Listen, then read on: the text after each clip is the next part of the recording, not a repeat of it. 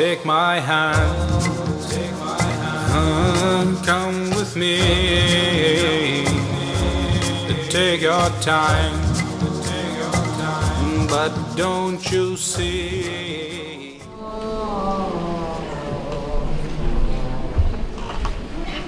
أعوذ بالله من الشيطان الرجيم. بسم الله الرحمن الرحيم. الحمد لله رب العالمين. اللهم صل على سيدنا محمد الفاتح لما أغلق والخاتم لما سبق ناصر الحق بالحق والهادي إلى صراطك المستقيم وعلى آله حق قدره مقدار العظيم. Let's begin tonight's lecture with the recitation of Surah Al-Fatiha. May Allah subhanahu wa ta'ala bless this event. Al-Fatiha.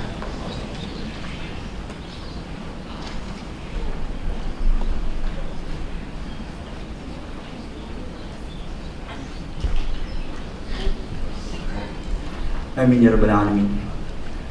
Alhamdulillah, I would like to thank each and every one of you for making time to join us for tonight's event. I would like to say a huge thank you for coming together in the bringing of hearts so that we can all learn and benefit from Shaykh Ahmed Al-Azhari. At the same time, I would like to begin tonight's lecture with the recitation of Surah Al-Zumar from the verses of 46 to 53, and this is led by Ustaz Sadid bin Abdul Latif. He is a full-time Quranic teacher. Ustaz Sadid recently won the National Quranic Recitation Competition and will be representing the country next year at the international stage. Without further ado, Sadid, please.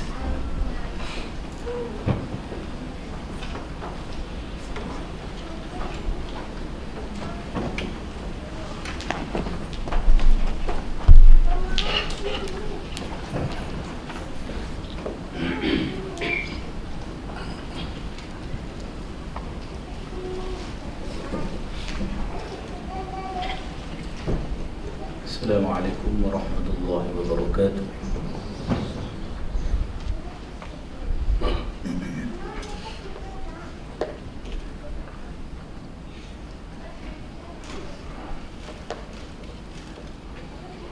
أعوذ بالله من الشيطان الرجيم.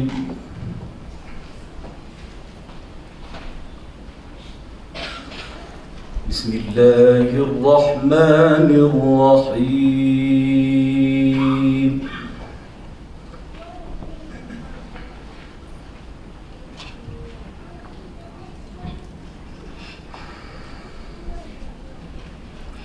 قل اللهم فاطر السماوات والأرض عالم الغيب والشهادة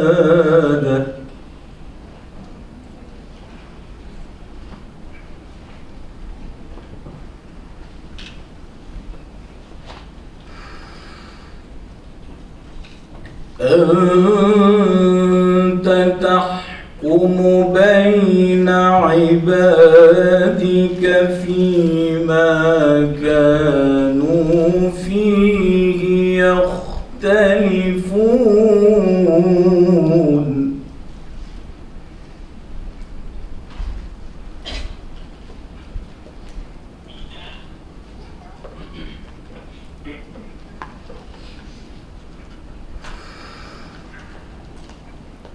ولو أن للذين ظلموا ما في الأرض جميعا ومثله معه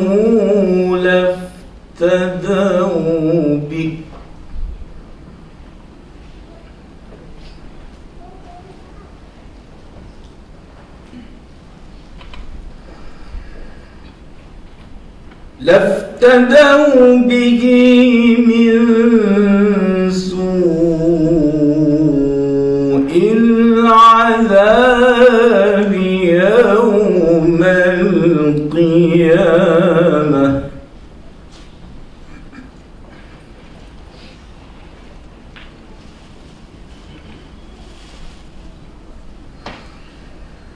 وبدا لهم من الله ما لم يكونوا يحتسبون.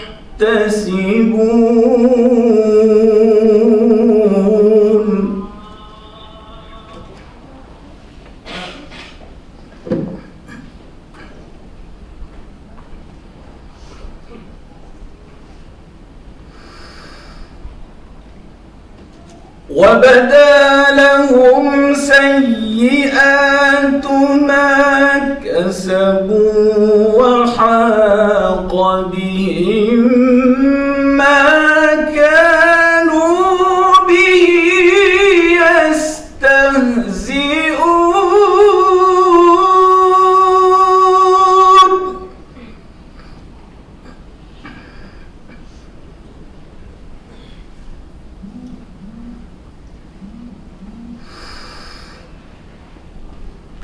فإذا مس الإنسان ضر دعانا ثم إذا خولناه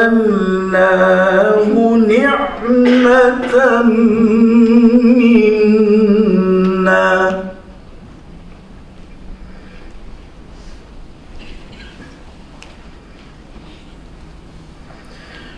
قال إنما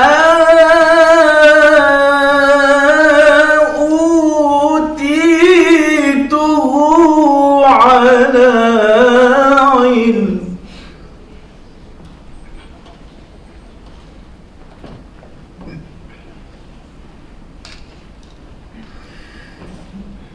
بل هي فتنة ولكن أكثرهم لا يعلمون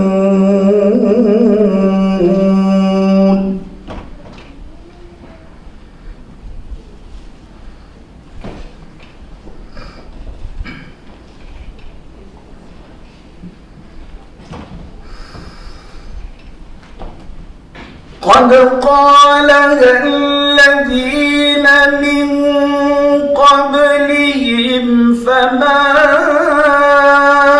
أغنى عنهم ما كانوا يكسبون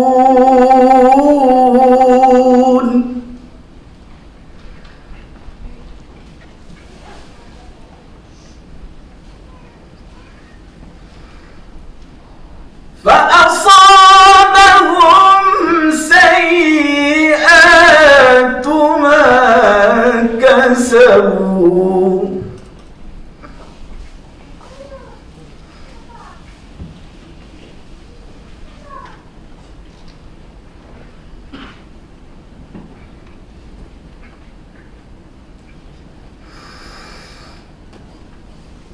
والذين ظلموا من هؤلاء سيصيبهم سيئات ما كسبوا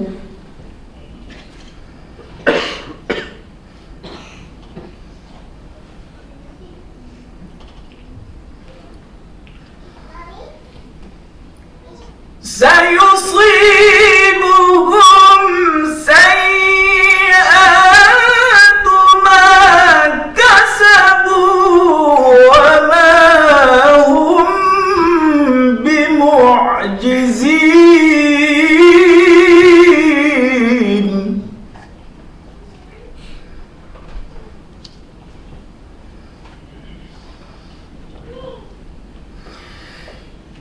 أولم يعلموا أن الله يبسط الرزق لمن يشاء ويقدر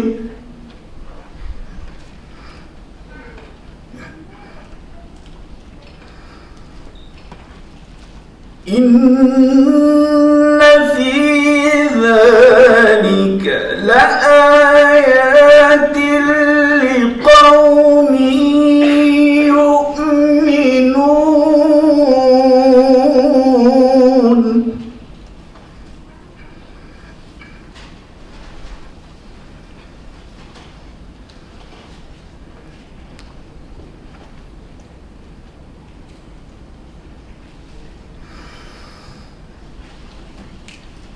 قل يا عبادي الذين أسرفوا على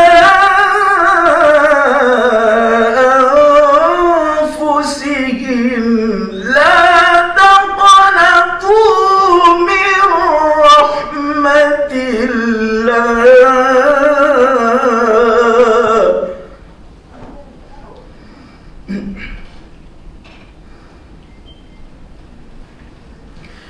لا تقنطوا من رحمة الله إن الله يغفر الذنوب جميعا إنه هو الغفور الرحيم صدق الله العظيم بالله التوفيق والهداية السلام عليكم ورحمة الله وبركاته.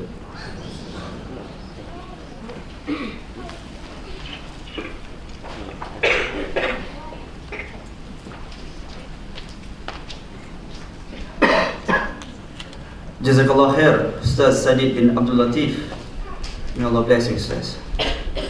Our esteemed teacher, Shaykh Ahmed Sa'ad, Shaykh Ahmed Muhammad Sa'ad Al-Maliki Al-Azhari Al-Hassani, esteemed guests, blessed scholars, asatizas, ladies and gentlemen, it is with utmost gratitude and humility that we thank Allah subhanahu wa ta'ala for bestowing upon us the blessings of time, health, and the preservation of the faith to be gathered here for this evening's lecture.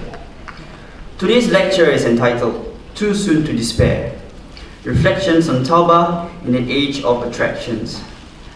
Living in a world besieged by individualism, materialism, and consumerism, the human race has found itself running a race that exhausts them physically, intellectually, and spiritually. Today's lecture will provide a way forward for us in overcoming these increasingly insurmountable challenges. Our speaker today, Shaykh Ahmed Muhammad Sa'ad Al-Maliki Azhari, is graduated with an honors degree in Islamic Studies in English and is currently writing a thesis for his PhD at Birmingham University entitled The Life and Works of Al-Habib Abu Bakr Al-Adni Al-Mashur. At the same time, he has benefited from learning from traditional Islamic sciences from scholars such as his late father, Shaykh Muhammad Sa'ad, Habib Abu Bakr Al-Adni Al-Mashur, and also the former Grand Mufti of Egypt, Shaykh Ali Jum'ah. Without further ado, I would like to invite Shaykh Ahmad Sa'ad on stage to present his lecture. Tafadhal mashkoor ya Shaykh.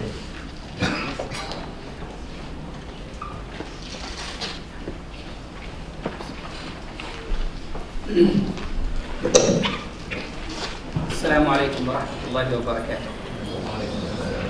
بسم الله الرحمن الرحيم. الحمد لله رب العالمين والعاقبة للمتقين ولا عدوان إلا على الظالمين وصلى الله وسلم وبارك على سيدنا محمد وعلى آله وصحبه وسلم تسليما كثيرا إلى يوم الدين. ثم أما بعد. Tonight's talk is possibly the least academic in the series of talks that I have been delivering to the crowds here in Singapore over the past few days. It is not for the academics and it is not for the professionals. It is more or less for the human beings. Because what makes us distinguished as human beings is the very basic gift of rationality. But this rationality is surrounded and covered with limitation. Rationality plus limitation, and where there is rationality and limitation, means that there is always error and mistakes. That's no wonder then that they said to err is human, because that is basically the simple equilibrium that summarizes what a human being is about. It's about making mistakes. But making mistakes is always followed with regret. Whether we take this regret further and try to turn it into action, or we leave it as regret and we end up in an endless, vicious circle of regret, that's a problem. Anyway, we have a key to break this cycle that is called Tawbah, Therefore, Tawbah is very human, and therefore the need of today's talk. I won't claim that I'm going to approach this very visited topic in a very conventional way. I am going to touch on different themes that are gathered only under the title, It is Too Soon to Despair. I have chosen to approach today's topic from a very different angle. That is an analysis of Satan's mind. Simply because Satan, Iblis, devil, or any other individual you give a name, associate that name to, he is very influential in impeding and dissuading every attempt of us to get close to the doors of Tawbah. So why is this talk in the first place? We have a list of complaints, and this list is not exhaustive. We have continuous complaint of the severity of the challenges. People are complaining that we live at a world where it is very difficult to resist what is going around us. Materialism is very heavy. In the last 200 years, modernity has decided to change the phase of humanity, and that change is systematic but chaotic at the same time. So we as humans, we are weak. So that's complaint of weakness. There is also a complaint of disparity between the inward and the outward, whether that complaint is coming from outside or coming from inside. So many religious people complain that they are religious outwardly, but inwardly they face the very basic animalistic challenges of human beings. And human beings in the society, when they interact with religious people, they complain of a disparity between their outer and their inner, their appearance and their reality. So we complain of a form of hypocrisy, whether it is a self-inflicted hypocrisy or it is an externally inflicted hypocrisy. We also complain of there is a continual claim of standing in the same spot. Basically, we keep repeating the same thing. We keep falling into the same trap over and over again. So that is standstill complaint. And also we have no change, so we claim, or little change. So that is doubt. And here we are doubting whether religion can really help us or not. We're doubting whether the prescriptions given by spiritual masters or spiritual teachers or spiritual guides are at all relevant to face today's problems. So we really doubt it when we look at ourselves. And we really doubt it when we look outside. And there is another complaint, which is shock at practicing people's behavior. We expect certain way of behaving, but then what we come up with or what we realize in the end is the complete opposite. There is another complaint, that is, we don't know where should we start. If someone wants a journey, the first step that he should take is to decide where I am and where should I start from. If you have no start, then you have no end. You don't know where are you going. So there is distraction. Imagine if someone has a pot that is full of different fruits, which he loves all of them. He doesn't know which one should he start with. So unfortunately we have the bitter pot of our ailments and diseases. Which one should we fix first? That's quite a problem. Which hole should we block first? And finally, there is a complaint of, I keep failing my intentions. I keep making plans and promises. I keep promising God loads of things. None of them happens to become an action. And all of these complaints, there is like 7 of them. Shaitan, Satan, Iblis is very influential in directing, aggregating, increasing, intensifying them. So, first of all, let's understand possibly the problem is a problem of definition. I have been saying for the last 15 years that the biggest problem the world is facing today is a problem of definitions. We don't understand each other because we're talking about 2 different things. Possibly we call them 2 different titles, but it's the same thing. There is a famous story from Rumi that 4 people got together and they were very hungry, so they decided to request a fruit to eat. One of them said, I want inab. The other said, no, I believe we should eat grapes. The third said, I think we should eat angur. Oh, mashallah, everyone understands Farsi. So what happened is, in the end, they realized that these three people are speaking the same language. The problem is, we have never decided to find a definition. But what's problematic also with definition today is we live in a world that hates definitions. So there is no definition of gender, there is no definition of family, there is no definition of society, there is no definition of language.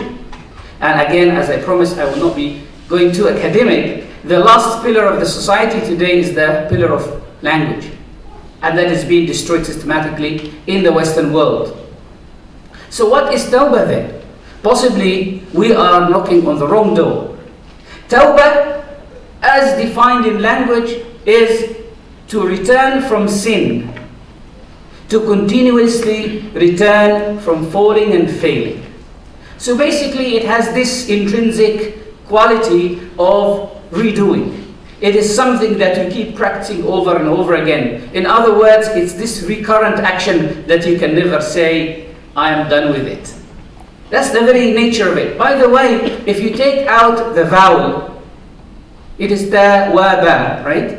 So if you take out the vowel, it gives you the complete opposite of what it is, because it's tabba. Tabba in Arabic means to cut. So if you take the vowel out, you give it the complete opposite of what it is. So the ta, waw, and ba are three letters making one root that refers to return. This is what Ibn Faris mentions in Maqayis al-Lugha.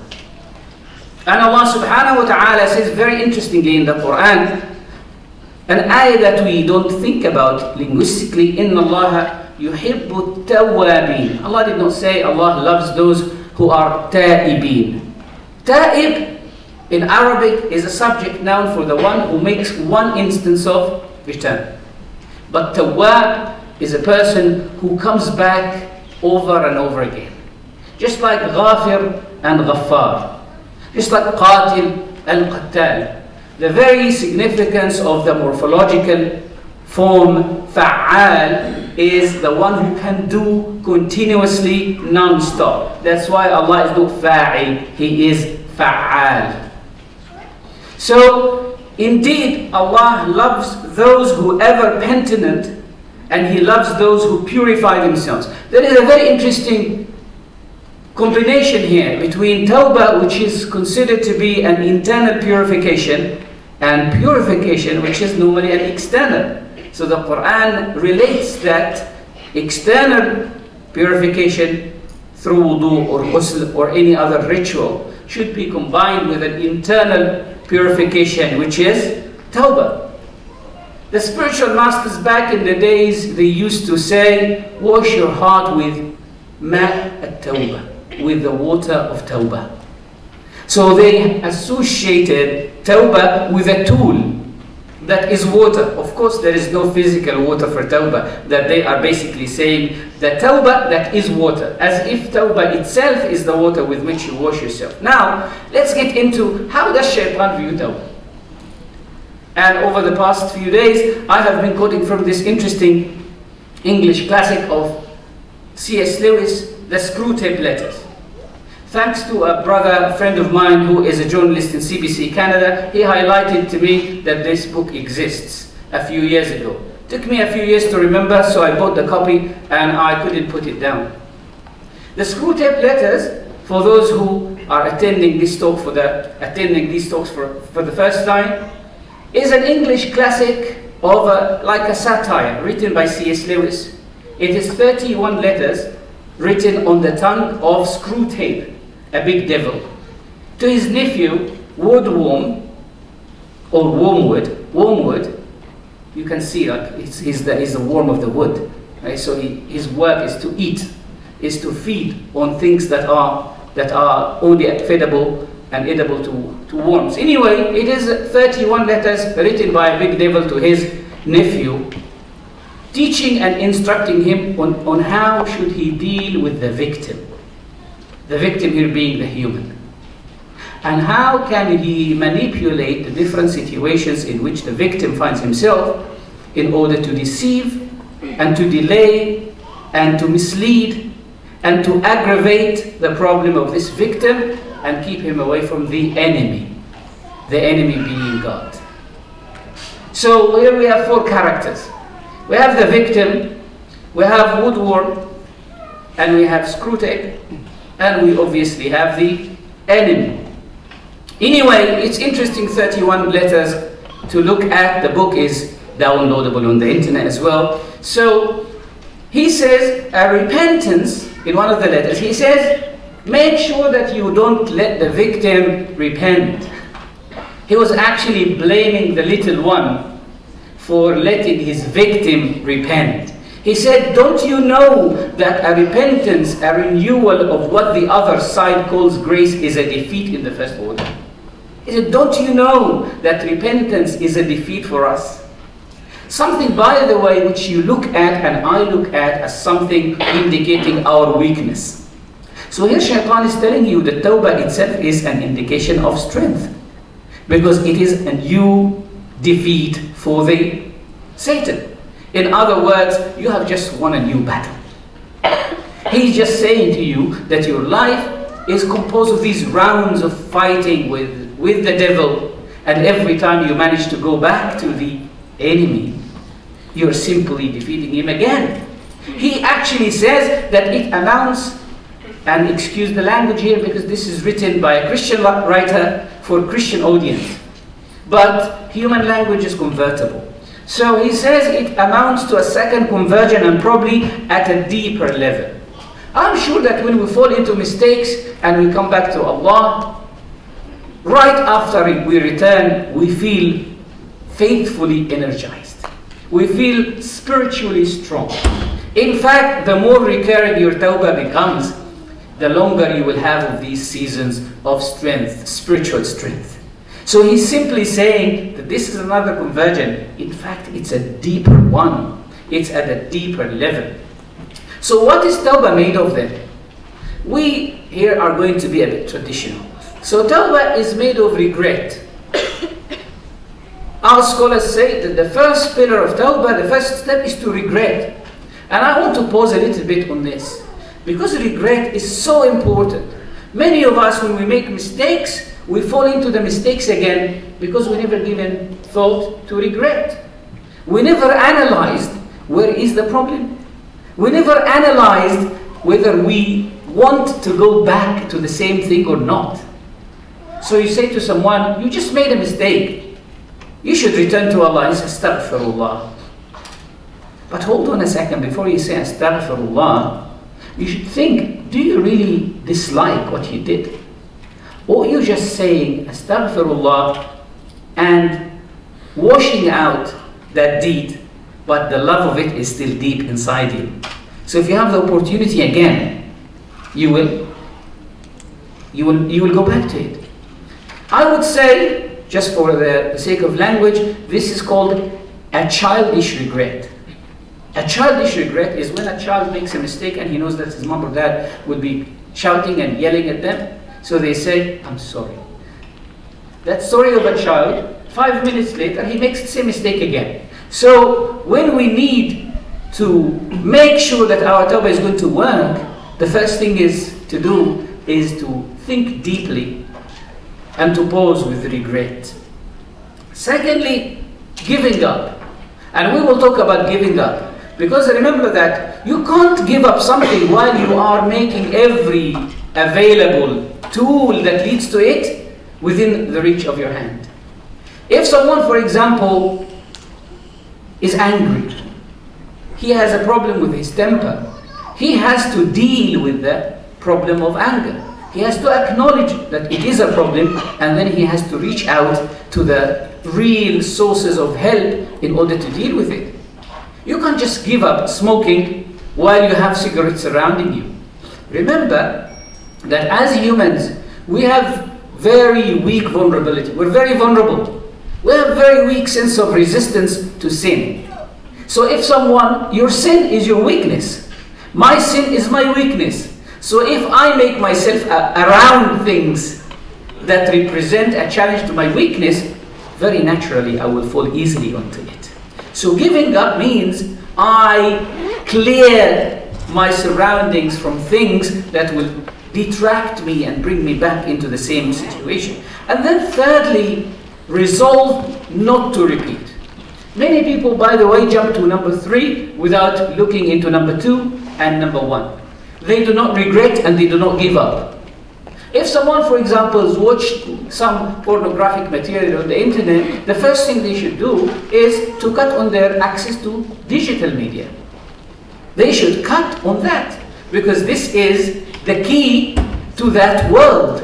So if they keep it within reach, if they don't analyze the reason of the problem, they will keep falling back into it. So resolve not to repeat should come after giving up and should come after regret. So reflection number 1, and I think I have put about 10 or 11 reflections. Reflection number 1. Reflection number 1 is to do with regret. So in order to focus on your tawbah today, regret and move on. Don't dwell in the past. And again, quotation from the screw tape letters, where the little one is being told by the big one that the characteristic of pains and positive pleasures is that they are unmistakably real, and therefore give man who feels them a touchstone of reality. That shaitan always tries to play with giving you a feeling that you are fine, or that there is no pain. If there is no pain in your tawbah, then you have not touched on reality. You have not realized what reality is. So what happens is you would fall back. You have to feel the pain of the loss. You have to feel the pain of the mistake. But once you feel the pain of the mistake, you should keep going. He says, as the Prophet ﷺ said, even of your sins, God doesn't want you to think too much. Once they are repented, the sooner the man turns his attention outward, the better God is pleased. Dwelling on sin makes it difficult for the person to get out of it. It is quite known to psychologists that people who go through trauma, the quicker they leave the trauma behind, the easier they will be able to start a new leaf in their life, a new phase in their life. But the more they dwell and talk about it and live in it and imagine its surroundings, the more difficult it will be for them to go on. Someone might say, but I'm afraid that I will fall back. I'm afraid that I will not be able to stand up for long. Then I would have to face him with this saying of Ahmed in Qawaid al-Tasawwuf, where he says, إِذَا صَحَّ أَصْلُ الْغَرَض فَلَا تُبَالِ بِالْأَعْرَاضِ. If the main objective is real, temporary obstacles do not matter. In other words, as long as you're traveling on your way, if things just come and you know that these things are temporary, no problem, just keep going. If we feel a bit of weakness, if we feel fainting a little bit here and there, no problem, as long as you keep holding to the bare minimum. I'm sure everyone has seen the Jungle Book, the song of the bare minimum. So as long as you hold on to the bare minimum, you will be able to keep going, as long as you remind yourself of your objective. And here I will have to jump into that tradition. This man that came to the Prophet one day and he said, I made a mistake. I kissed a woman that I was not supposed to kiss. And the Prophet did not talk to him. This man was full of regret. So he repeated again and again. And it was time for prayer. I'm sure you have read or heard the story 1,000 times before. So the man prayed with them.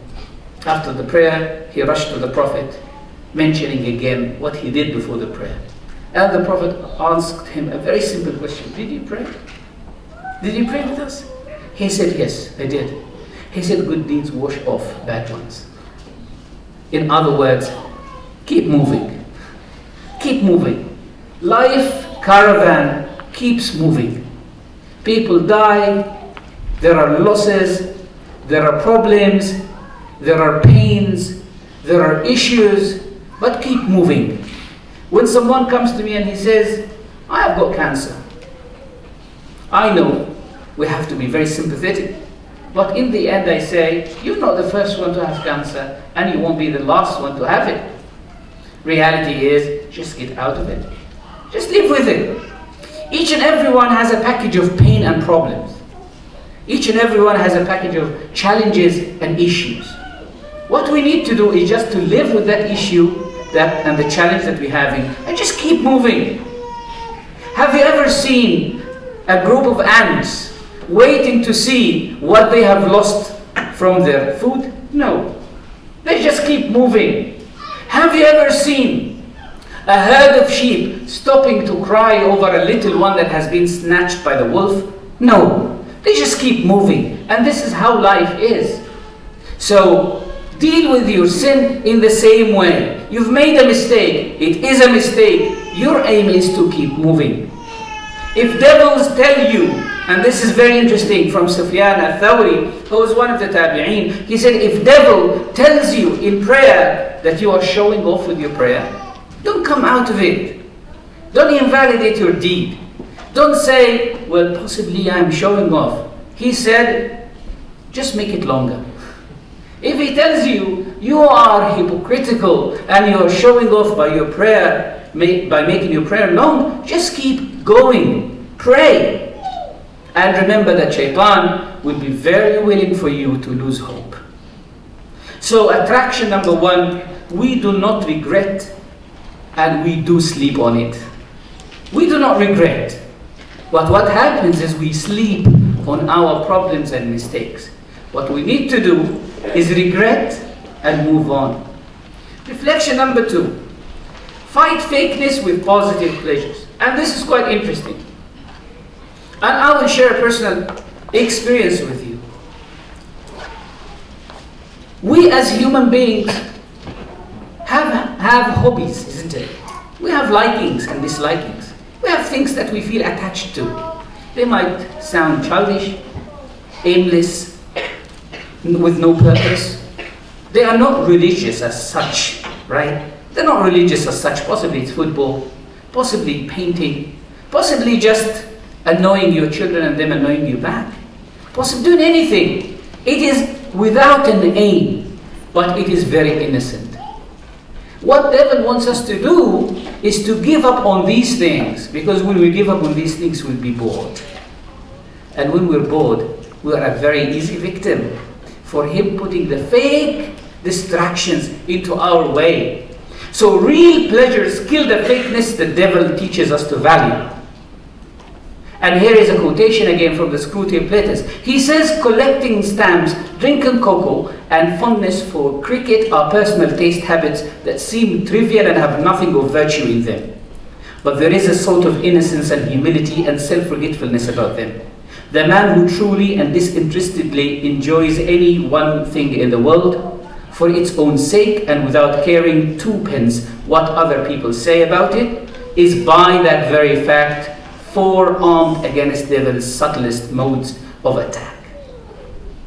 Don't abandon the people or food or books you really like in favor of the best book, the best people, the right food, the important books.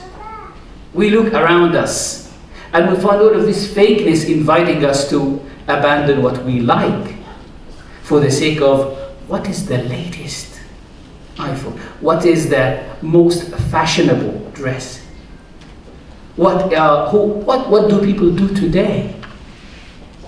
Humans can be defended from strong temptations to social ambition by a still stronger taste for tripe and onions. Well, it might be very simple, but that can defend you. That can keep you away.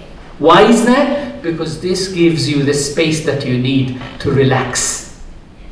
When Hanzala came to the Prophet ﷺ, and he said, when I'm around you, And you talk to us about spiritual matters, they are so strong and intense that we see them in front of us. It's as if we're seeing it. But when we go home, we take our wives to shopping malls. Well, they didn't have shopping malls in Medina, but we take our wives for shopping. We take care of our families and do our day-to-day errands. We feel disconnected from you. So, how can we live in a high spirits all the time? How can we be spiritually energized all the time? And the Prophet ﷺ wanted to treat this very human misconception that I can be very high on spirituality 24/7. So he said to him, if you were to remain here and in this same state, angels would have had to shake hands with you because you will be too spiritual to be a human. You will be an angel. But you need to relax every now and then. For when the hearts are tired, they are blind. And when someone is blind, he can be led into any pit and fall easily into it. So when the hearts are tired and bored, they are blind. Reading a book, taking a walk are the most dangerous activities for the devil. Yes. Reading your Facebook is simply a fake replacement of reading. Watching something on YouTube is a fake replacement for watching your children playing around. Or even going out to the field and watching nature, because it doesn't add anything to you. So attraction number 2, stopping positive pleasures is dangerous. So go back to your things. If you have a habit of drawing, try it. Some years ago, I felt very disconnected from long hours of reading and studying and writing. And I thought, what would I like? And I have these crazes every now and then. And I fulfill all of them. So I went to a painting shop. And I bought a lot of canvas. 3 or 4. And a lot of painting material. I bought a compass. And started watching some videos on YouTube on how to make Islamic patterns. Geometrical patterns. It was a lot of fun. For a couple of months. I actually ended up gifting my works to my friends. So that same brother who told me about screw tape letters, I was traveling to Canada and I couldn't have a chance to buy him a gift. So I got him a canvas, one of the canvas that I drew. It was silly, but when he saw it, he really liked it. I don't know why. But he decided to accept it as a gift and put it in his corridor. So that's something. I actually started even drawing human beings. And my wife bait me into it. So I ended up drawing her and she ended up drawing me. Interesting part is, my drawing was appalling. So she looked at me and she said, you better go back to your Islamic patterns. So stopping positive habits, positive pleasures, is quite dangerous. Reflection number 3, live in your skin. And I mean by living in your skin, that as human beings, we always tend to compare. So in our spiritual journey, traveling forward, moving forward, what we normally do is I always try to live in somebody else's skin. How come that so-and-so is able to achieve and I'm not able to? As they say, if you have a BMW, you should never compare it to a Nissan Micra. You should always compare it to another BMW. Simply because the engine is different.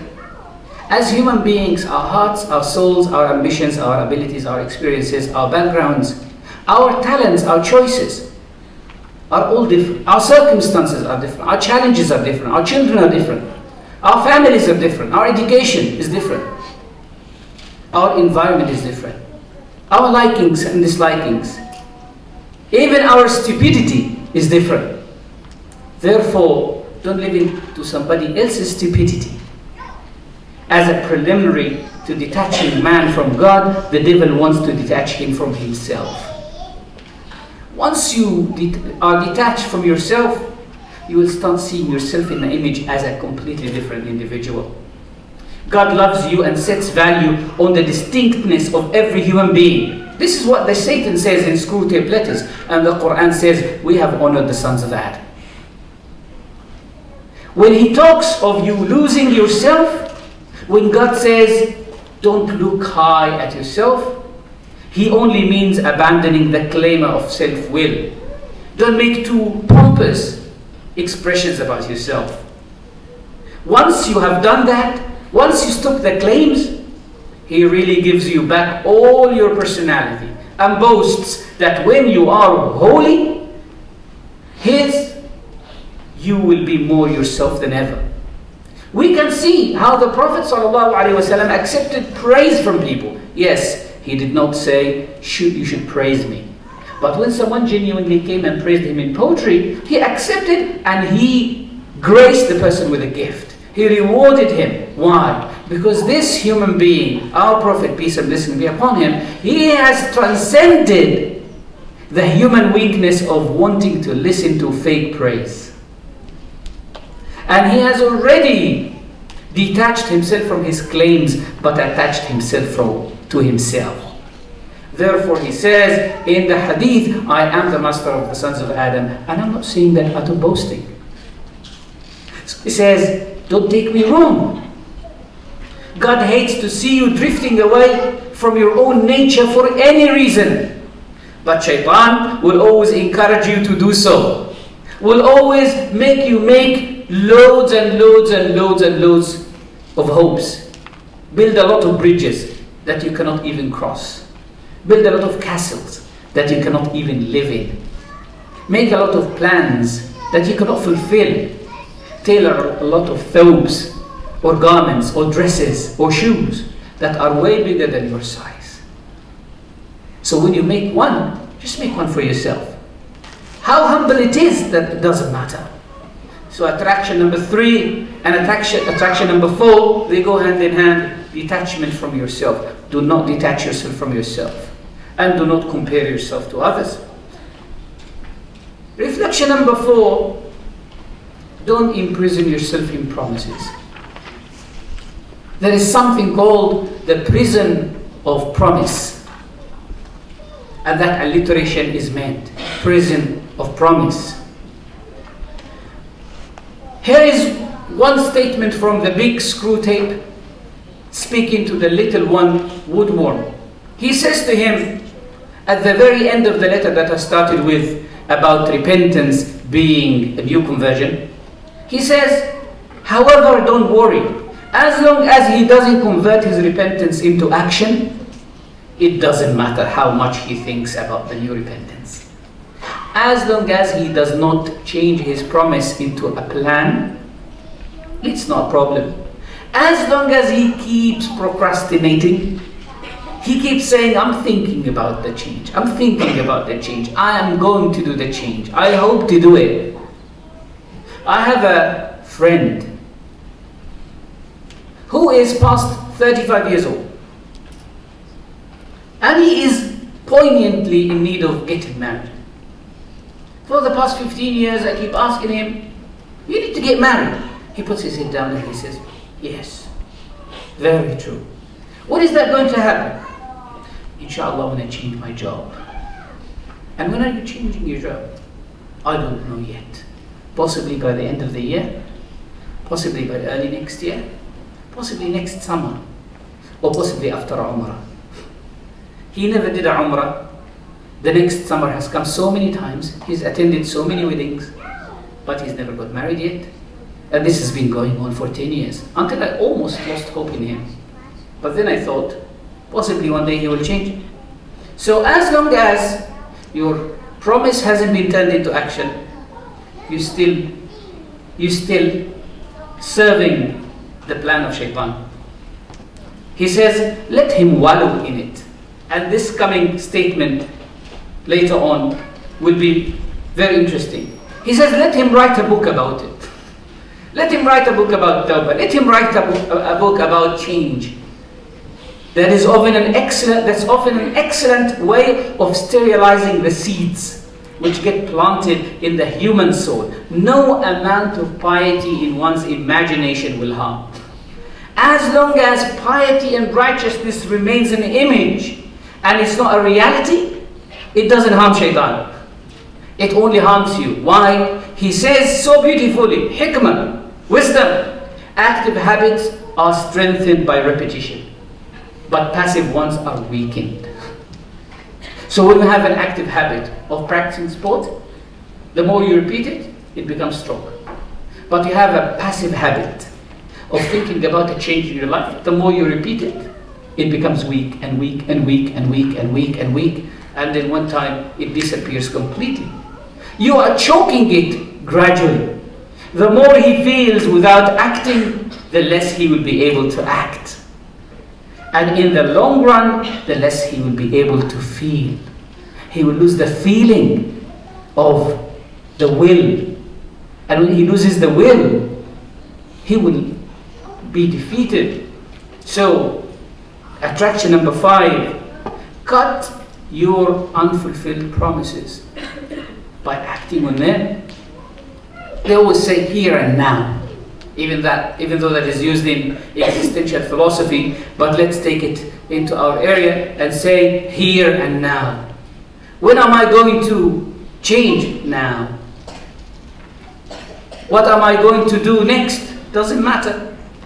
We read a lot of stories of the Sahaba who have decided to give up their wealth that they had from haram. On the spot. And we sometimes think, that's not possible.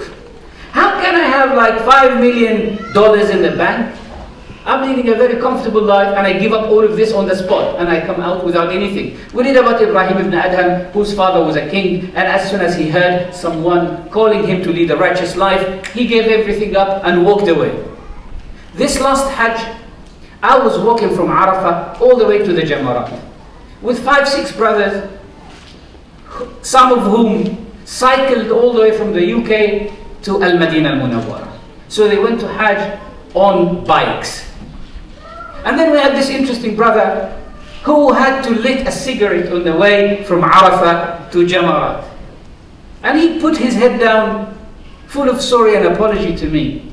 And I don't bother about these things. I said to him, look, if you smoke, I'm not going to be bothered about that. Just keep a bit of distance because I'm asthmatic and that can irritate me. But besides that, I will never judge you because you smoke. But you know what? A few minutes later, he related a very interesting story to me. This brother had a business in the UK, the value of which is about £750,000. And he said, we were trading in alcohol and shisha and other things. And he said, the business had a debt of £15,000. I told my friend, my business partner, you pay the debt and you take the business. And he said, Sheikh, I came to this Hajj, I paid for the Hajj, and I have £0 in my balance back home. I don't know what I'm going to do on the way home, nor do I know what am I going to do after I go back. The only thing I thought is, I can't do Hajj and come back to the same business. If I do Hajj, I will have to start all over again. Unfortunately, we didn't have hats in Hajj to take off the hat, to greet him. But I thanked him very much. And I said, you have made a very brave decision. I'm not sure if I can make a decision similar to that if I'm put in the same situation. The point is, cut your unfulfilled promises. And be assured that Allah subhanahu wa ta'ala will give you a replacement. I am not in position of telling you how has that happened to me personally. But I can easily tell you that I came through a big loss in my life. And out of that loss, I got a replacement that exceeds the loss and beyond. And in no time, and in a very strange situation, and in a very strange way, and with very strange people who appeared in my life and then disappeared after they fulfilled what they were supposed to fulfill. We cross path each other to fulfill God's promises only when we cut our own. Reflection number 5, redefine Tawbah. Go back to the main definition of Tawbah. Let's be real. What is Tawbah? Tawbah is leading a life of righteousness. No. What is Tawbah? Tawbah is to make a promise and break it. And make another promise and break it. And make another promise and break it. Do not make lavish promises of perpetual virtue. So Tawbah in essence does not mean that I'm going to lead a virtuous life that is free from mistakes. It simply means I'm going to fix the mistake that I have in hand. Tawbah is very similar to the work of a plumber or a mechanic. He fixes the mistake in your car, and then you come back and he fixes the new one. And then you come back and he fixes the new one. They say in English, do not trouble before trouble troubles you.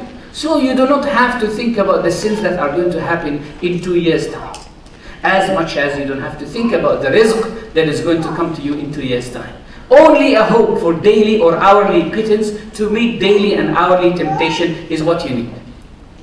You have a temptation, you have a challenge, you have a problem, just deal with it. The relation between Tawbah and the heart is like the relation between soap and clothes. This is not my saying, by the way. This is saying one of the tabi'een.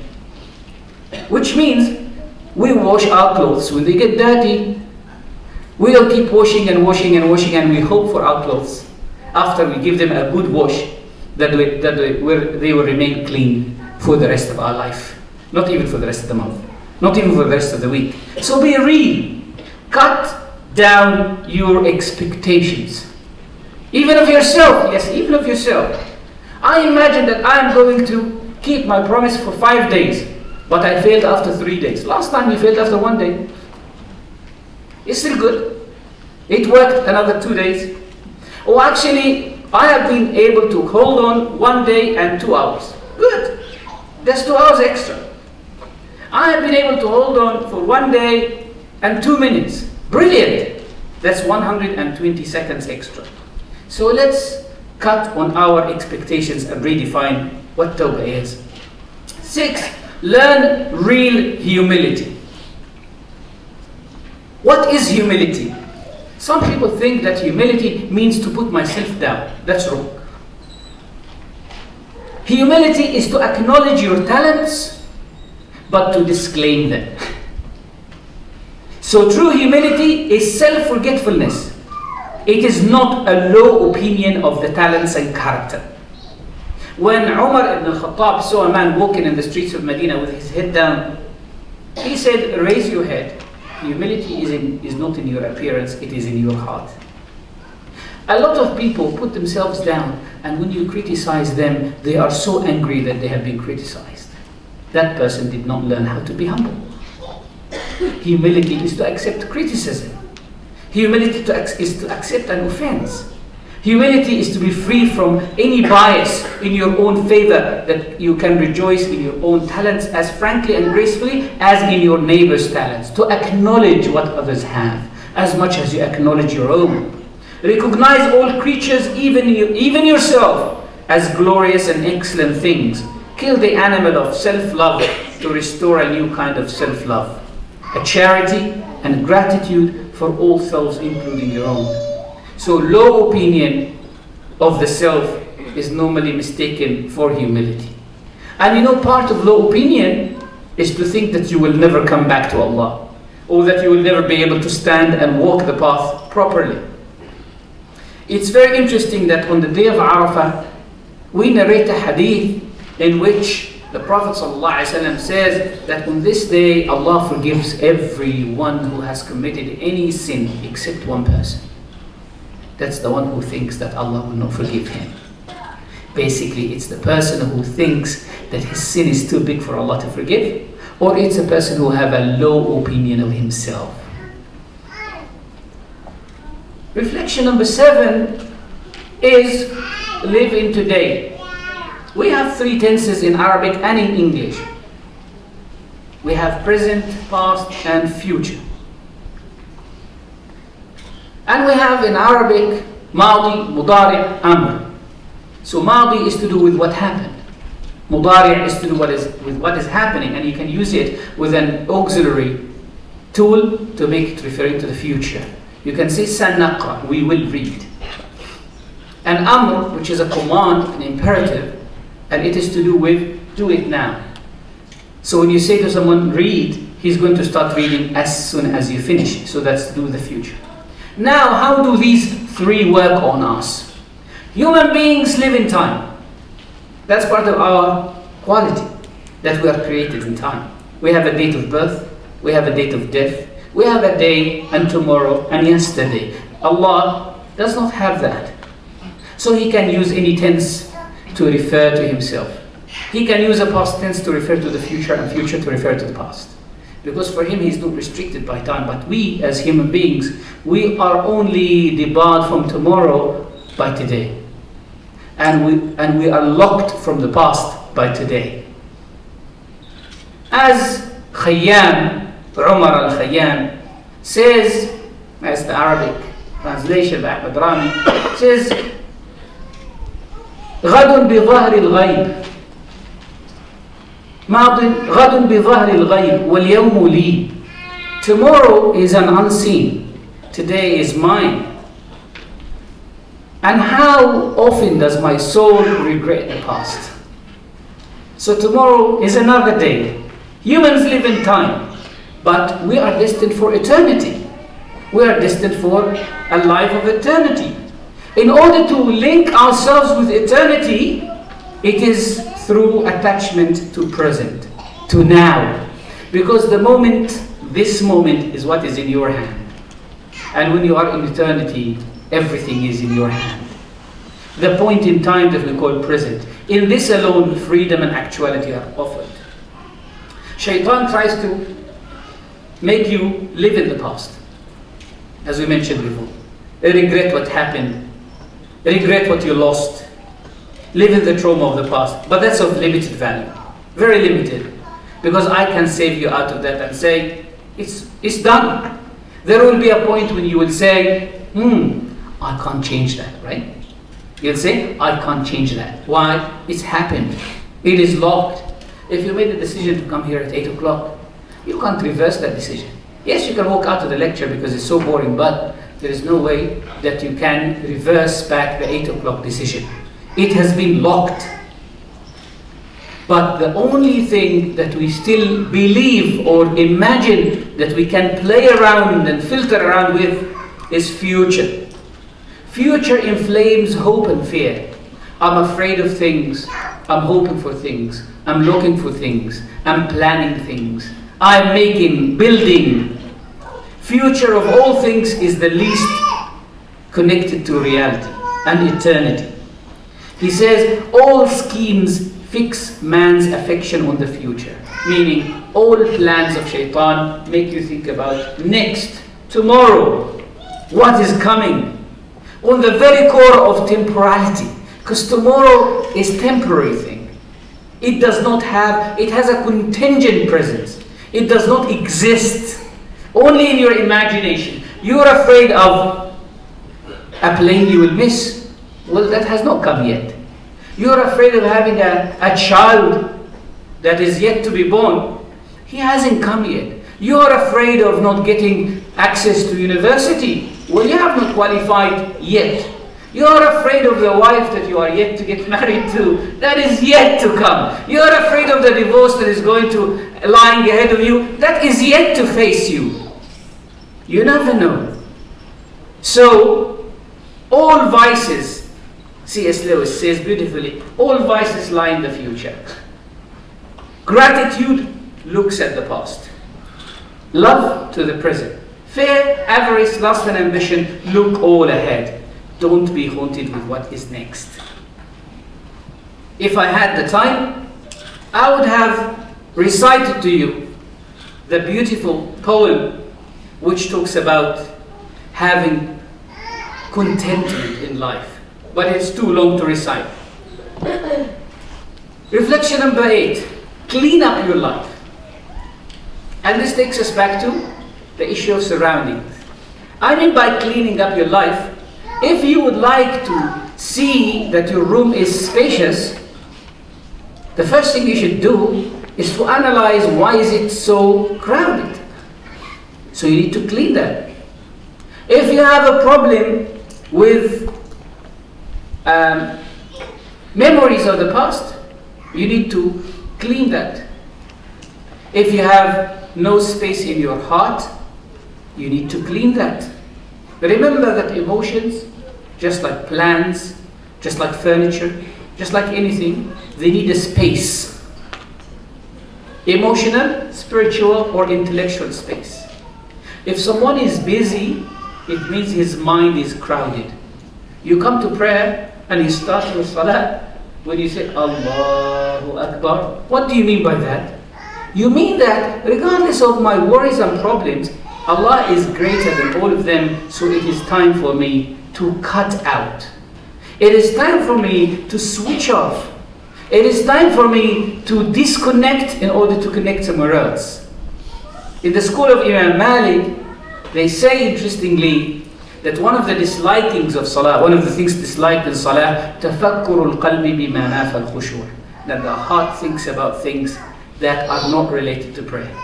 It's a disliked action. In other words, you will get a yellow light for it. You will get a lower mark in your salah. And the Prophet ﷺ says, you only get from your salah what you think of it. You only get from your salah the time your heart was present. Only when you attend a lecture, what you have been attentive to is what you will be able to relate.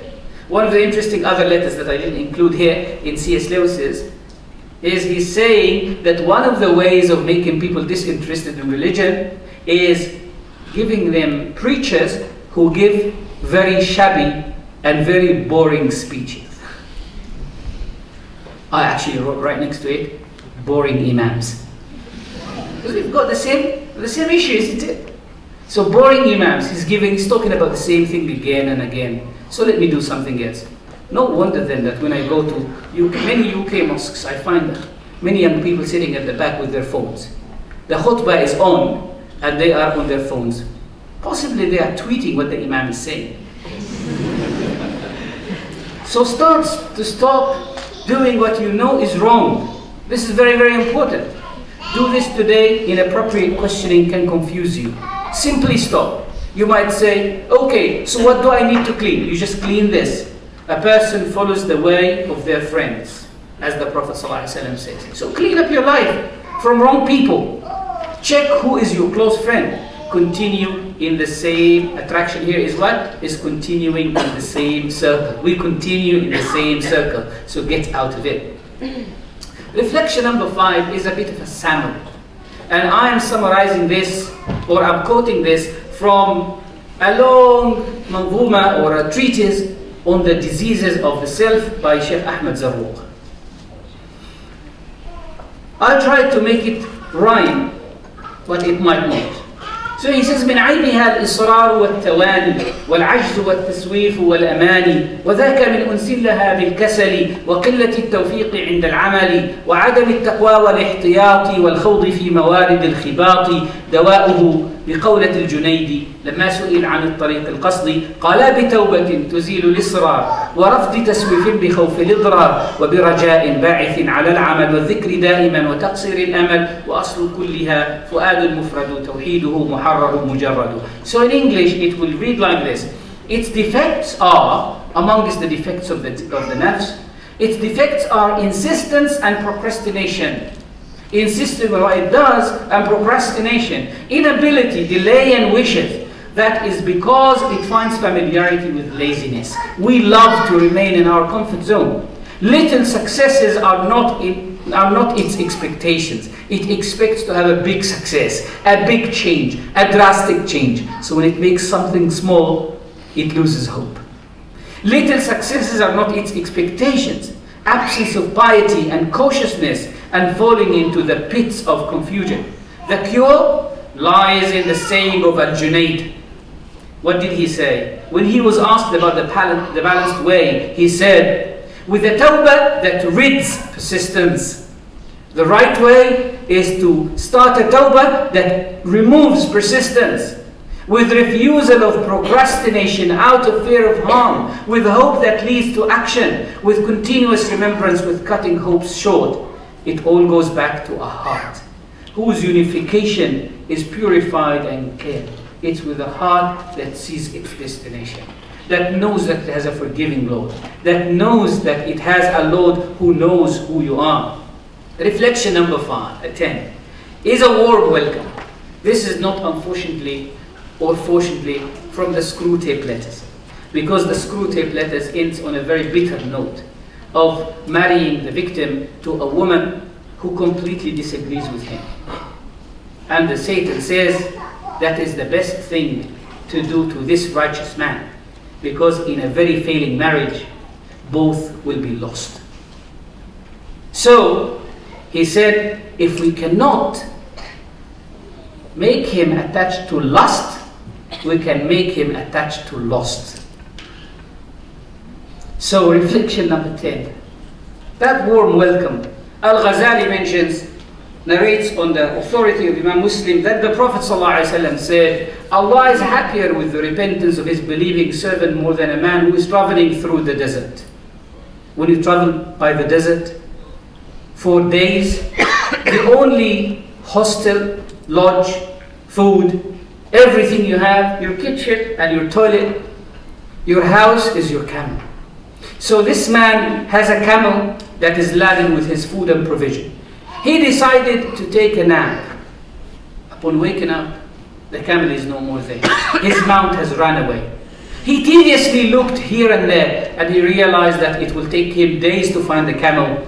So when he's exhausted by hunger and thirst, he says to himself, let me go back to my place and sleep and wait for my death. There is no point. He says, then waking up, when he goes to sleep, he wakes up only to find his camel has come back. You just imagine how happy this man will be, realizing after all his hopes have been dashed, that life has come back to him. Allah is happier with this man.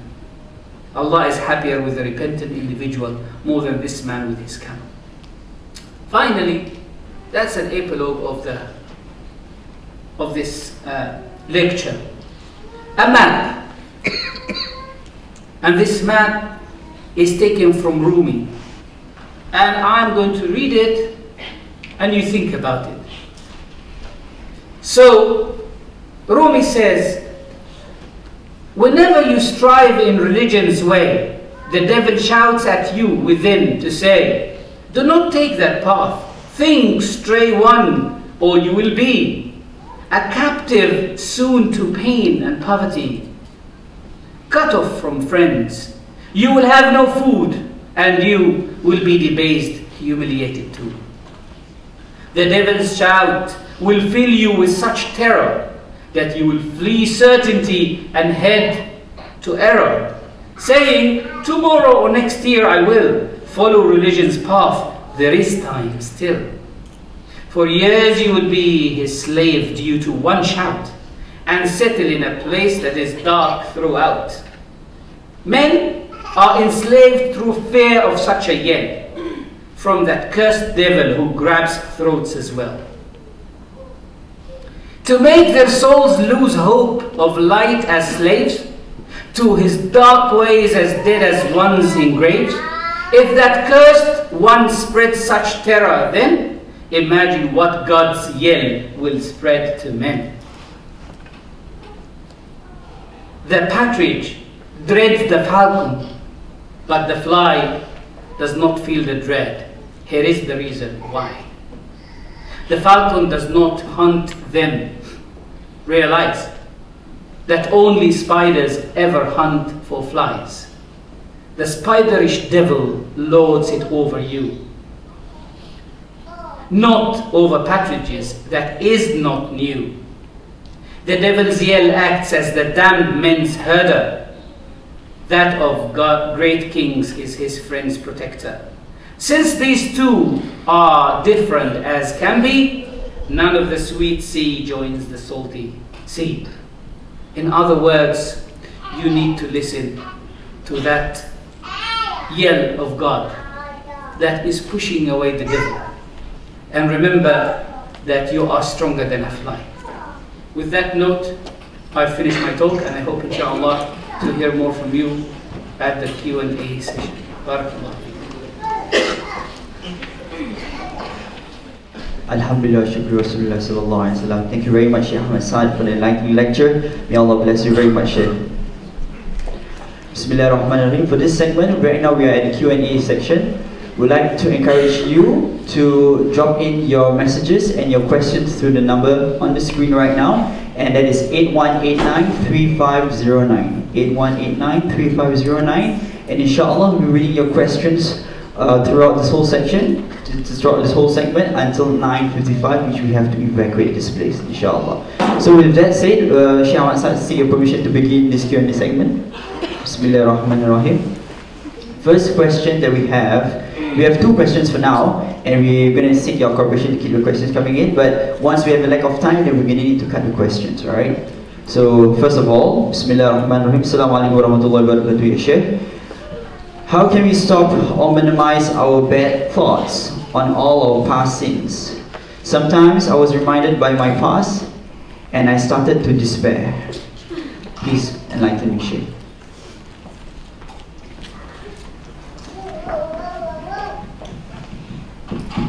Bismillahirrahmanirrahim. One important thing about thoughts is that they are thoughts. So they have what we would call in logic al-wujud al-aql. They have an intellectual or rational presence. They don't have reality outside. And remember that Harith ibn Asad al-Muhasibi says nothing can lead you or mislead you better than imagination. When we imagine things, we act on imagination. So you can fight your bad thoughts by realizing what they are, that they are actually thoughts. Imagine if someone wakes up from a dream and he realizes that it was a dream. It will not have any implication in reality. It remains a thought.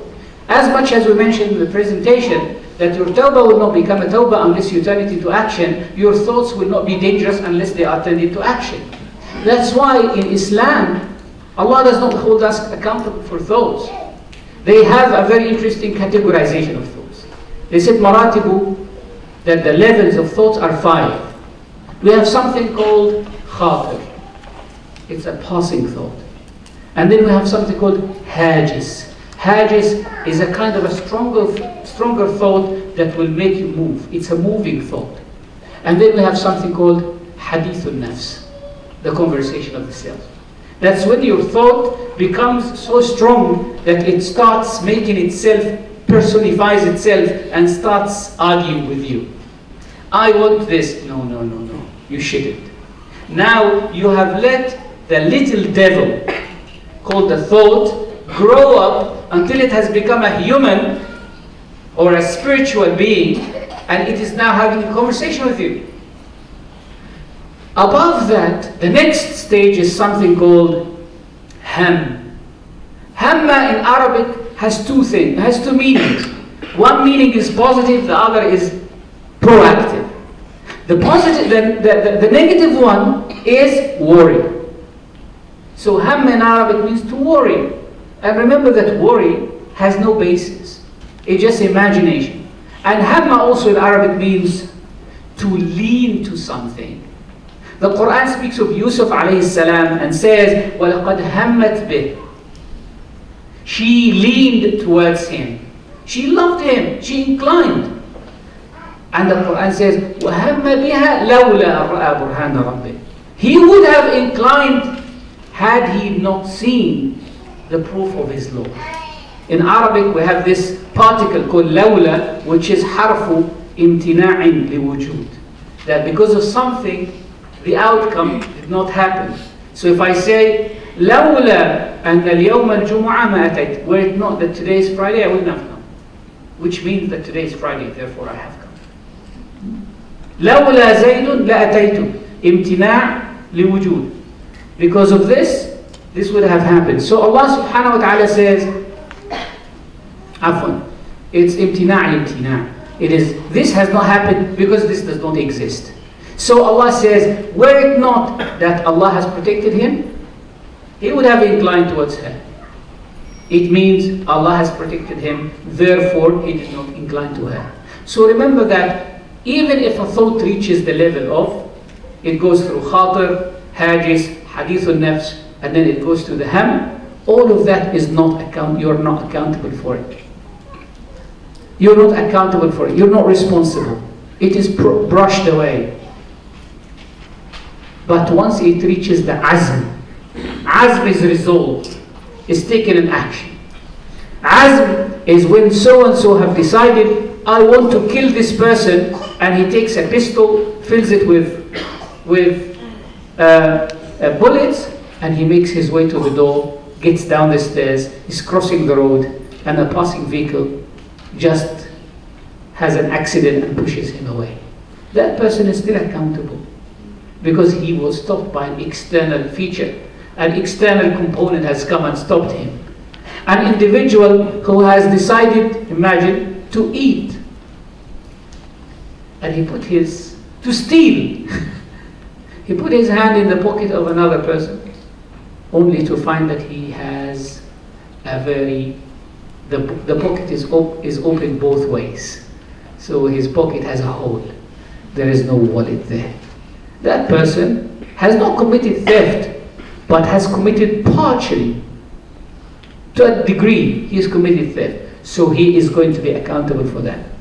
Adam, when he ate from the forbidden tree, the Quran says, وَلَمْ نَجِدْ لَهُ عَزْمًا. He did not have the azm. He did not have the resolve. He did not turn his intention into action. Once you don't turn your intention into action, وَإِن تُبْدُوا مَا فِي أَنفُسِكُمْ أَوْ تُخْفُوهُ يُحَاسِبْكُم بِاللَّهِ فَيَغْفِرُ لِمَن يَشَاءُ لَا يُكَلِّفُ اللَّهُ نَفْسًا إِلَّا وُسْعَهَا. It is not within your reach to push away all thoughts. Love thoughts, hate thoughts, dislike thoughts. So how do you deal with bad thoughts? Remember that one, they are thoughts, so they have no reality. When you watch a horror film, what do you expect to see at night? What do you expect to see? A very interesting story, possibly very irrelevant, but has significance here though. A man came to a teacher and he said, I want to see the Prophet in my dream. He said to him, tomorrow you come to my house and I will teach you how to see him. Next day he came and the teacher said to his wife, prepare such and such amount of food, but fill it with salt. The man went home after having dinner, and all night he's dreaming of water. He's very thirsty. Next day he came to his teacher and he said, did you see the Prophet? He said, no, I only saw water all night. He said, that's exactly what I wanted to teach you. You can't dream of the Prophet unless you know about him, you study his life, you attach your soul to it. There are four types of thoughts. Interestingly, Al-Wajih Abdurrahman ibn Mustafa Al-Aidaros wrote a book available in English called Al-Arf Al-Khatir في معرفة Al-Arf Al-Atir في معرفة Al-Khawatir. It's something like perfumed relation or narration about the different categories of thoughts. He said one thought is called nafsani. It is an ego intrigued thought. It is something coming from the nafs. For example, you have a desire, unfulfilled desire during the day. You dream of that at night. And there is another one that is called shaitani. It's a devilish one. It just passes by. It is evil. It is bad. But it has no precedence. You don't know why did you think that way. But a nafsani is one that is based on desires. People who do not fulfill their desires during the day, they fulfill them at night. So you remember that a bad thought is a thought. It does not have a reality. It does not have an objective reality. It has a reality only in your mind. Very similar to what? Very similar to numbers. Numbers do not have a reality. That's why atheists, when they say God does not exist because he doesn't have reality, we say, don't believe in numbers then. If someone asks me, but numbers have reality. This is one glass. I said, no, this is one glass. I want you to give me one. One as an entity, one as a number. Don't get me one glass, one apple, one chair, one pen. All of these are manifestations of one.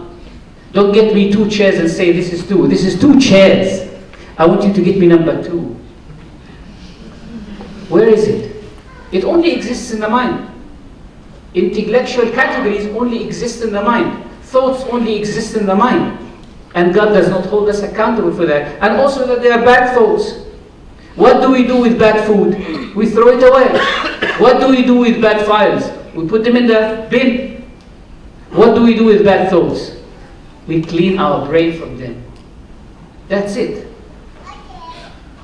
Thank you very much, Shaykh. Well, next question, this one will be, Salam Shaykh.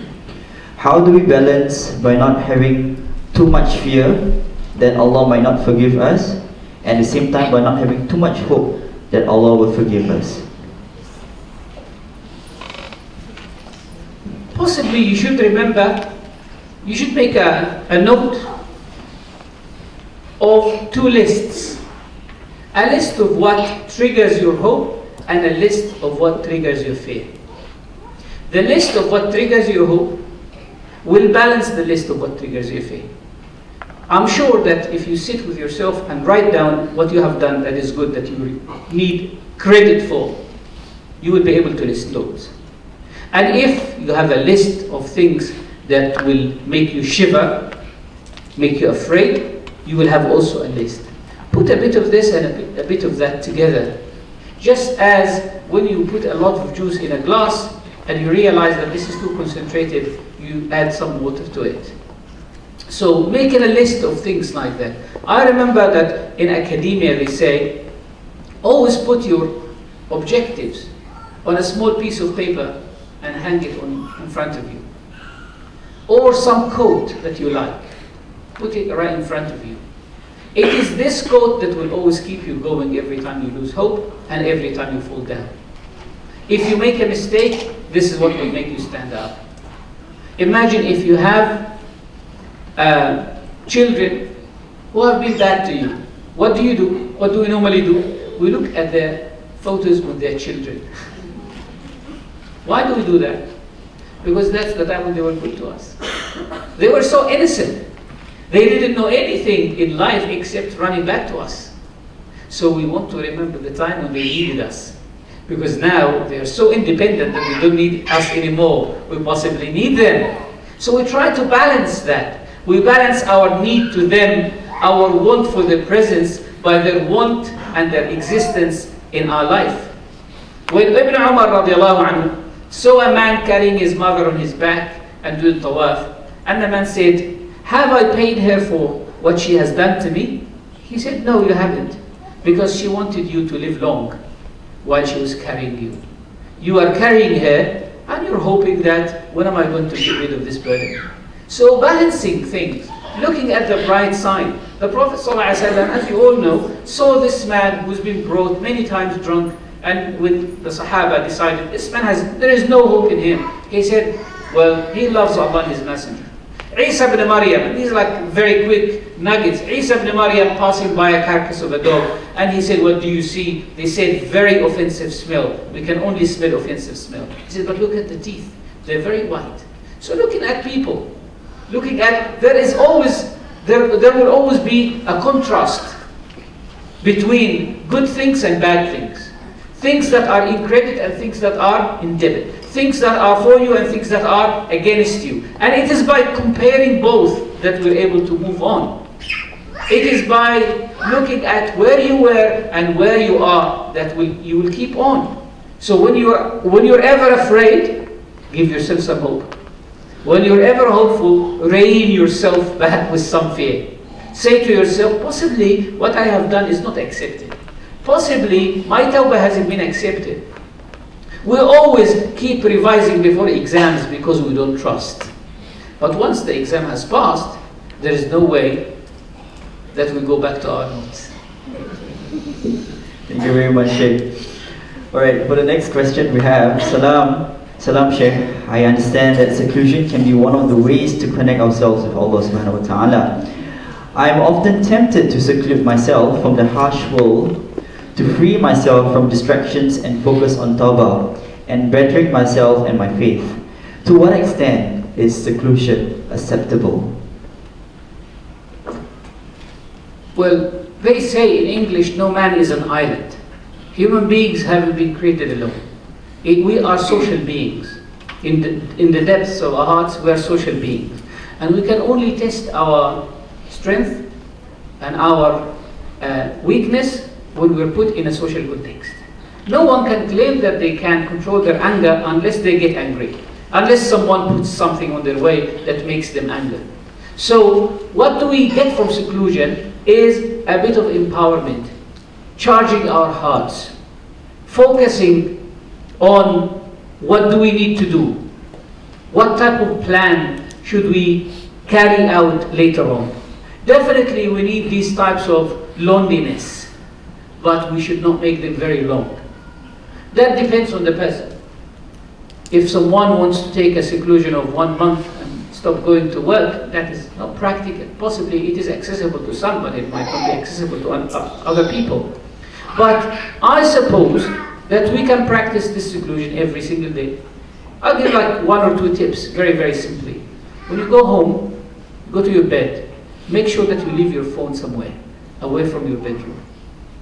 Or switch it off completely. That is a night of seclusion. Make sure that you switch your phone intentionally for a couple of hours every day. Nothing will happen. Wallahi, nothing will happen. You turn off your phone and then you turn on your phone. Nothing will happen. What will happen? Britain will leave the European Union. We have been living in that thought for the last 2 years or something like that. No one can beat us in this. We have like 3 prime ministers confusing the European Union. That's why the Brits colonized most of the world. No one can get to an end of negotiation with them. Right? And no one knows what do they want. The people want something and the government wants something else. So, what will happen in the world? Nothing will happen. You will not find that the world has changed completely and drastically. You will not wake up to realize that your bank account has been emptied from money. You will not realize that the police is running after you. It's just a short amount of time. Another way of seclusion, take breaks. Take a break from your work, from your normal life. Take a break from your work and do something, as I mentioned earlier, something that is completely useless. Something that you really enjoy, but is completely useless. Just play with your children. Go out. Drive aimlessly. Seriously, drive aimlessly. With nothing in your mind except that I just want to see the world. When I asked these brothers who cycled all the way to Hajj, so how did you guys feel? They said, the world is so beautiful to be seen. We're depriving ourselves by flying from one place to another. Just get into that small thing called a plane. You sleep and you wake up, you find yourself in Singapore. What have you seen in between? Nothing. Only the cabin crew. After a while, you almost memorize the safety and security procedure. How to lean in case the expected collapse of the plane happens. So, what will happen if you just take a break? Nothing will happen. The Prophet ﷺ used to take breaks, by the way. If you read the seerah, you will find loads and loads of situations, funny moments. Who would imagine a very serious politician making a race with his wife? And then waiting, observing her weight, until she put on some weight. And then he says, well, it's time to take another race now, so that he wins. Well, that's very, very, very, very genius. It's very creative, that he keeps an eye on her. He knows when she has put on weight and when she has lost weight. But now a wife comes to her husband and she says, look at me. And he said, what's wrong? And he does it, oh, subhanAllah, I didn't realize that you're wearing a new dress. When you have a conversation and your phone is right in front of you and she talks to you for half an hour, what was that? So we need to listen attentively to people. And that will not happen unless we really take a break from digital life, from that material life, and we're able to have focus. Do something, as I said, something that might be useless, but it is enjoyable. It is something that's enjoyable. Draw something, play football, play some form of sport. Enjoy this life. Whoever has said to Muslims that they have to torture themselves in this life in order to enjoy in the akhirah is very wrong. Allah has not created us to live a life of torture. If He wanted to take us directly to Jannah, He would not have brought us here. This life is full of toil and trouble. The only way to make it lighter is by a joke, a silly joke that you tell your wife and she laughs at it. There is like a bunch of jokes that I know, and I keep telling my wife these jokes, and she has memorized it. So possibly listen to this joke for number 1002, right? And she listens, and she laughs. Possibly she laughs at how silly it is, being repeated for 1,000 times. But these are human activities that we do. These are our outbursts. If you need to cry, cry. If you need to laugh, laugh. If you need to talk to someone, talk to someone. This is your seclusion and this is your break. This is your real break. Break away from monotony. The Arab poet says, أَفِدْ طَبْعَكَ الْمَكْتُودَ بِالْجِدِّ رَاحَةً. Like if you feel exhausted with life, give yourself a relaxation. بِحَقٍ وَعَلِّلْهُ بِشَيْءٍ مِنَ الْمَزْحِ. Like mix your seriousness with a bit of a smile. ولكن إذا أعطيته المزح فليكن بمقدار ما يعطى الطعام من الملح. But if you add some funny moments to your life, make it like salt. You don't add too much salt to your food. Just add a bit of salt. I remember in Hajj once I met a brother and he was so serious. He was taking things seriously. In the very end of the conversation, and like he was serving us in something, I said to him, how much should I pay you to smile? I just smiled. Like, how much should I pay you to smile? He just smiled. He laughed at that. I said, khalas, I got it for free. So seclusion means that you break from your monotony, that you break from your schedule, that you break from your habits.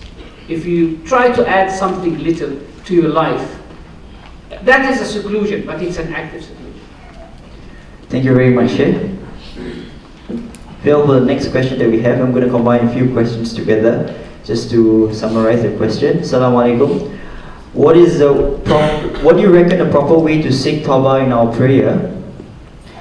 What are the du'as that can be recited? And what are the signs of acceptance?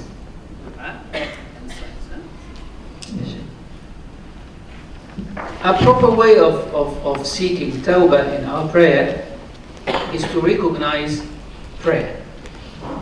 That prayer itself is an opportunity. One time, a brother used to come to our gatherings for years, and he never said anything. Assalamu alaikum, he would say it, and then he leave. He would never say anything. And he said to me once, Shaykh, I've been coming here for the last 5 years, and there is a specific sin that I'm doing, but I haven't been able to give it up. Do you think my ibadah hasn't been accepted and my coming to your majlis hasn't been accepted? I said, no, it has. The fact that you keep coming here is an indication that you're still welcome. The door hasn't been closed, right? The door hasn't been closed in your face. So the fact that Allah has given you that opportunity. Musa alayhi salam was fleeing from Egypt, the torture of Pharaoh. When he landed in the land of Madian, when he arrived, he's afraid, right? He's afraid. He's weak. He's afraid because he is weak. He has no opportunity to show his identity or to do anything good. He has no opportunity to save his people, right? He couldn't save Banu Israel. And then he sees these two little girls leading a herd of sheep, and they are unable to give them access to the water.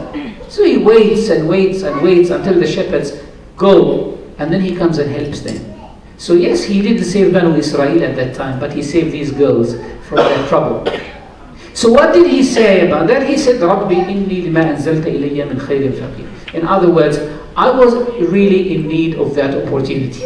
This is what he said. If you want to translate it, I was in need of that opportunity. Yes, we are in need of being given an opportunity to pray, of being given an opportunity to do a good deed, of being given an opportunity to thank someone, of being given an opportunity to give someone hope, of being given an opportunity to talk, to let someone talk to us. Like if someone comes and talks to you about his problems, and then he says, you know what, I feel good. That's a great thing. that this person has managed to tell you something, and he goes, that's positive. You are of use. The fact that you come to the masjid and you still pray, it's more than enough. Enough proof that your tawbah is accepted. What type of dua? You know, one of the most interesting du'as, I'm not going to give you again, conventional du'as. You can read La ilaha illa anta subhanaka inni kuntu minadh dhalimin and loads of other du'as. But one of the most interesting du'as that you might read is, Oh Allah, people have no hope in me, but I have hope in you.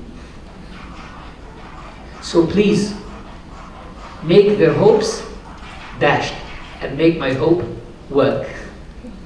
And I took this dua from a big tyrant in Muslim history, a man called Al-Hajjaj ibn Yusuf al-Thaqafi.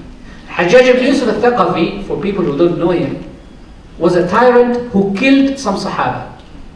He bombarded the Kaaba until he destroyed the building. You can just imagine what type of devil that was. That man was a big tyrant. He killed Sa'id ibn Jubayr. On his deathbed, what was he saying? Everyone hated him. He said, Allahumma, inna nasa yuqsimuna annaka lan taghfira lil-Hajjaj. Oh Allah, people are swearing in your name that you will not forgive Al-Hajjaj. Allahumma fakhib dhannahum. Oh Allah, put their hopes into futile. Make their du'as and their swearing unfulfilled. They are saying you will not forgive me. Can you shame them and embarrass them by forgiving me? That's a very creative way of seeking forgiveness. That when you see that everyone is waiting for my collapse, can you make them embarrassed? Allahumma fakhayib dhannahum. Oh Allah, make them embarrassed that their hopes are not fulfilled by forgiving me.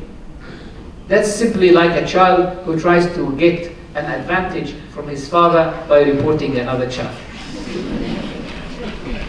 Thank you very much, Shaykh. Alright, next one. Bismillah ar-Rahman ar-Rahim.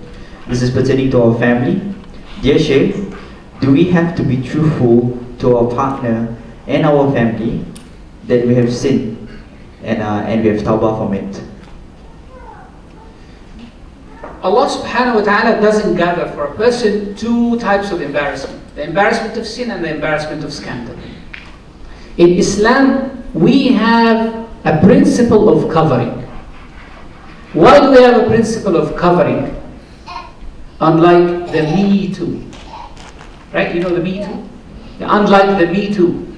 In Islam, we have a principle of covering. Why? Because we believe that the social impact of sin on the society is more dangerous than the sin itself. People are curious by nature. I hear that so-and-so did such and such. What did he do? What are the details of that? So what was the details of the first occasion? And what was the details of the second occasion? And then it becomes an inspiration to write a story.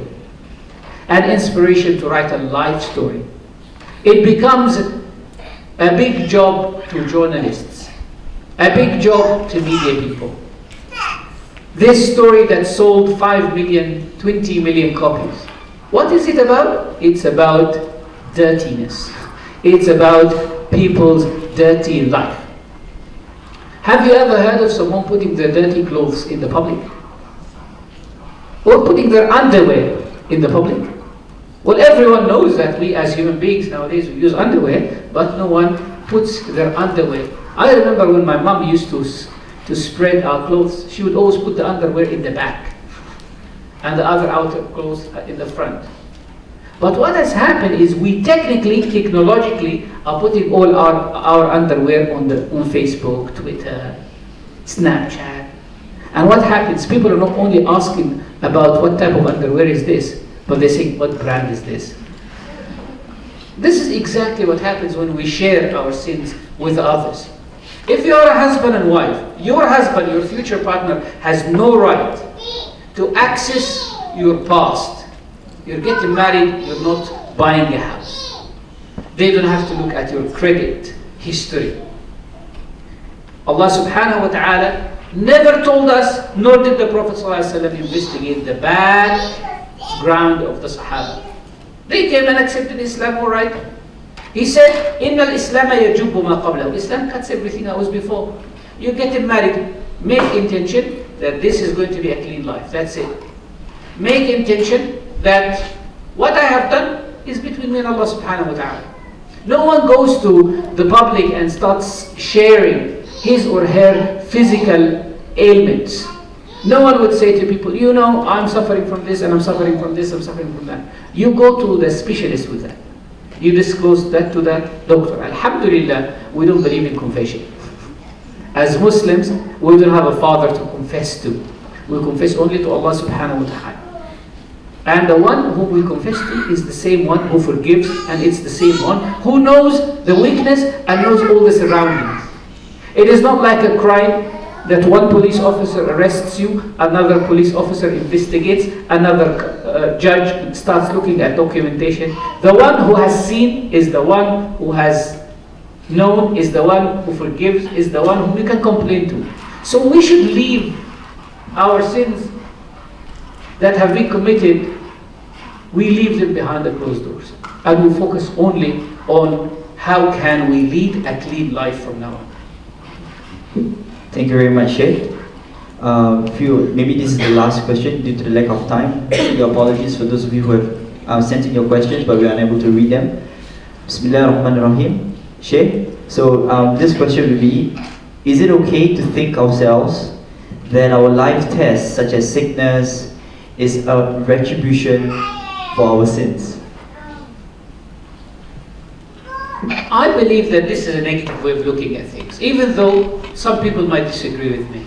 Everyone is entitled to his opinion. I believe that tests and difficulties in life just to get the best out of you, just make you realize how good you are. It kills your faith. Some people are afraid of divorce. That's the most fearful thing. And then that's exactly what happens to you. You need to go through divorce so that you wake up and realize it was easy. I remember a few years ago, one brother here in Singapore approached me and he said, I'm working in an international company. My daughters are in French school. I have such and such amount of salary every month. I have a maid, I have a wife, I have a very established life. But what has happened recently is a new boss has come from France. And he is giving me difficulty. I have decided to disagree with him, and now I am going to Paris to meet the higher administration to see if I can move him away from his job. What do you think? I said, I think you should negotiate the best deal of quitting the company. He said, no, I'm going to get rid of this boss. I said, I believe you should go and negotiate the best deal on how to resign, because you are en route to resignation or termination. He didn't believe me, but he went and I flew back to London, and he called me and he said, you know what, you're right. They didn't say, let's talk about your boss. I said, look, big corporations are brutal. They will sacrifice the small fish for the big fish, right? So you are just a small local from Southeast Asia. This is a European guy. And he's your boss. And he's strong. If they break him in front of you, they break in the protocol of the company. So many of you and the likes of you will start raising their voice, and that will disrupt the system of the company. So you will have to be terminated. I told you, get the best deal. He got the best deal as per our discussion, and he came back, and he's back to Indonesia. And he started some business in Indonesia. I hope he doesn't mind me sharing that. But anyway, he went back to Indonesia. His daughters are back in Indonesia. His wife is back in Indonesia. And he started some good project. He started some food cart project in Indonesia. It's like a big business.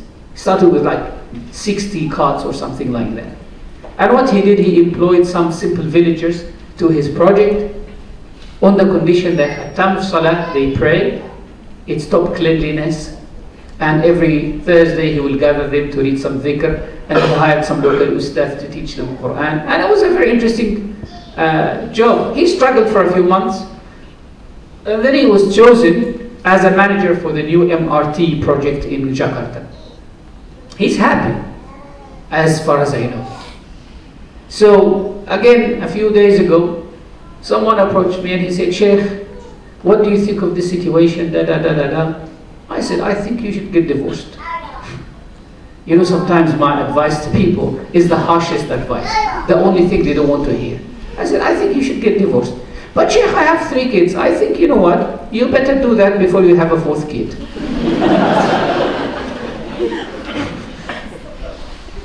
Very realistic, very realistic.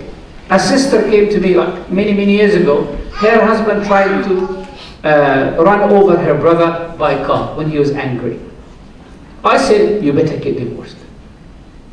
She kept going back, and he comes, and he reconciles, and now they have 3 kids, and she is finally filed for divorce. Now it is 3 individuals are going to be miserable. 1 individual could have been miserable. Look, life is full of problems. You just, I think, once you pass the age of 40, you look at life with some sarcasm. But the reality is, if you are facing trouble, it doesn't necessarily mean that you are a bad person. In fact, it could mean the complete opposite, that you are unaware of how strong you are. They say you need to squeeze a lemon to get the juice out of it. So, if the lemon says, I am not going to be squeezed, you will never get anything out of it. What will happen? It will get rotten, and it will be thrown away with its juice inside. No one will benefit from it. We need to cut things in order to be able to eat them. We need to face ourselves with trouble so that we learn certain lessons in life. Alhamdulillah, that comes to the end for our tonight's lecture. Thank you very much, Shaykh SAAD, for such an enlightening, insightful session. May Allah subhanahu wa ta'ala preserve you, Ya Shaykh, and continue to bless us with your presence and your guidance.